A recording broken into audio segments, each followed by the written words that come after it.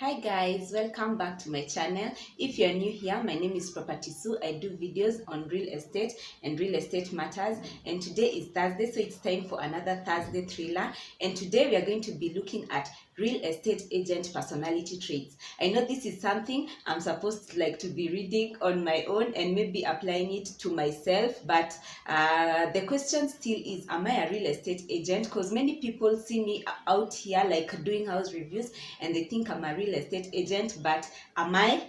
So for this and more, just stay right here.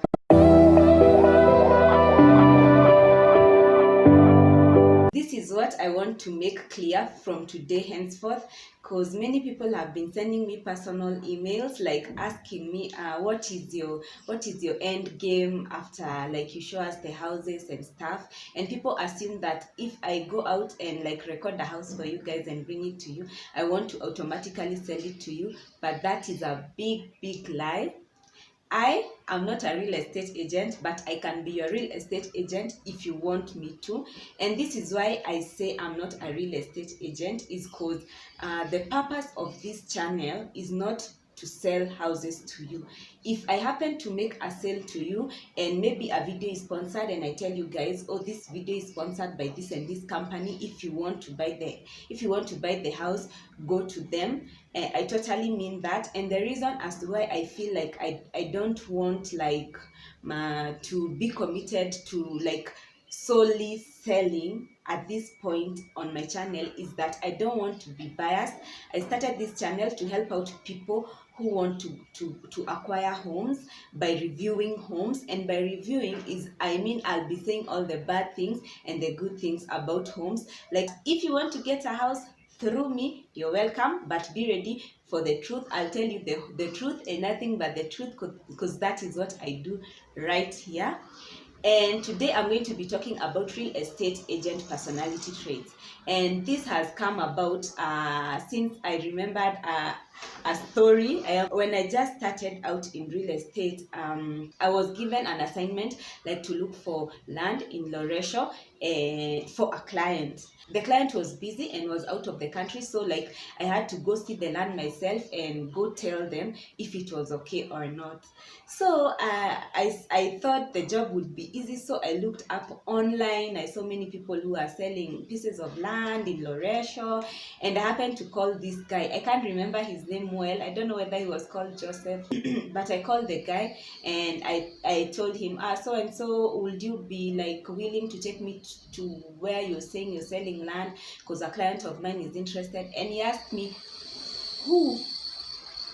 why should I take you to the land alone? He asked me, am I taking you alone? I said yes. Are you with the client? I said no, but as soon as I see the land, the client, and I okay it for the client, they are going to take it, because they are far away and they can't make decision from far away. Somebody has to go on their behalf. And then this guy started telling me, we know you real estate agents. I'm also a real estate agent. I've been in this business for so many years. You want to come and sell the land and put me out of the deal? And he started just talking so many things and saying nasty things on the phone, so I cut him off. And that is when I realized the real estate game, especially in Kenya, is not integral at all. People bypass other people during deals, and this has made so many real estate agents always rethink about showing their fellow real estate agents property, which should not be the case, because I believe if a property is built somewhere, it is public. And if it is public information, because all those properties have show houses, which are show houses open to the public. So for me, that is public information out there. So with that said, let us get into the personality traits of real estate agents. And the first one is attention to detail. If you're a real estate agent, or if you're planning to become a real estate agent, you should always pay close attention to detail, and not only detail of the house, but also details in the contracts your potential client will sign.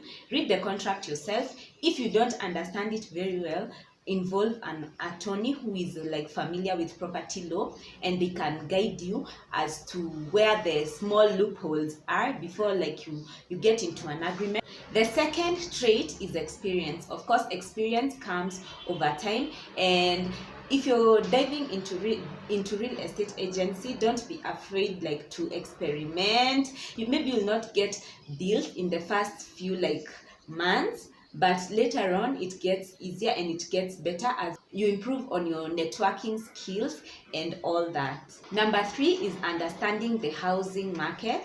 And if you want to become a real estate agent, you must understand the housing market in the area in which you want like to specialize in. But 4 is very important, which is honesty and integrity. If you want to become an agent, you should not be money driven, and you should be ready like to do so many free gigs, and most of the time you should be ready like to provide information even when you're not getting paid. My mantra is always like to give more service than I'm paid for. So if a client comes asking for information, their inquisitiveness might not necessarily lead to a deal there and then, but it might make them refer somebody else to you, or maybe in future when now they are really interested and they are ready to make a purchase, they will come directly to you. The next one is you should be outgoing. It doesn't necessarily mean like you have to be extroverted or introverted. It just means that you have to be active in going for what you want and stay focused on what you want to achieve at the end of the day in your career. The next one is resourcefulness. And let us say, for example, a client has told you they want a 5-bedroom house in Karen because they think Karen is serene, they think Karen provides like a homely environment, and that is the type of house they are looking for. You could also, if you know other areas that are similar to Karen, for example Kitisuru, Lavington, Runda, you have property of the same price range, you could suggest to the client that I don't have a property in Karen, but I have a property in Kitisuru, in Lavington, in Runda, which are affluent neighborhoods too, and which provide the same sort of like ambience.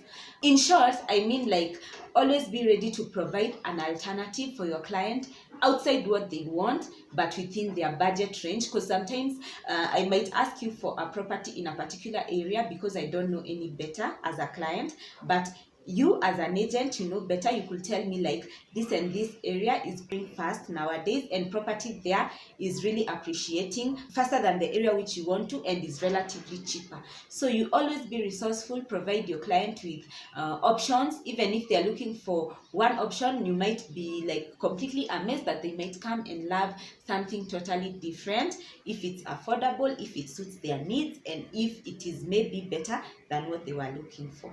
The other one is communication, and I know when you start doing agency, you get so many leads, you have so much work that sometimes you forget to follow up for some clients.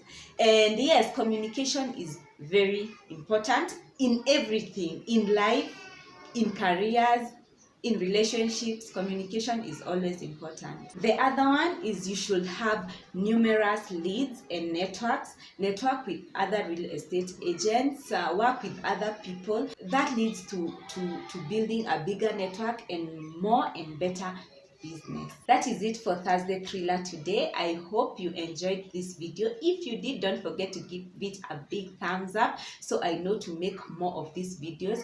If you have not subscribed, subscribe down below. We are currently at 900 subscribers, guys. I want to get to at least 1,000 subscribers, so kindly subscribe to my channel. And until next time, it has been your girl Property Sue, and bye. Feel the daylight on our skin. We are young, we feel everything.